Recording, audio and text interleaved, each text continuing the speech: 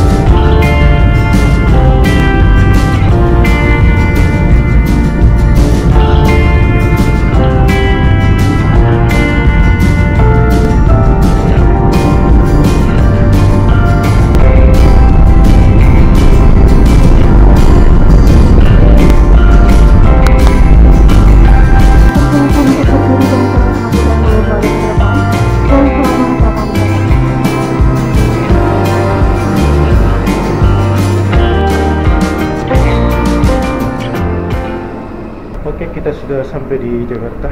Kita turun di Terminal 3 Soekarno Hatta.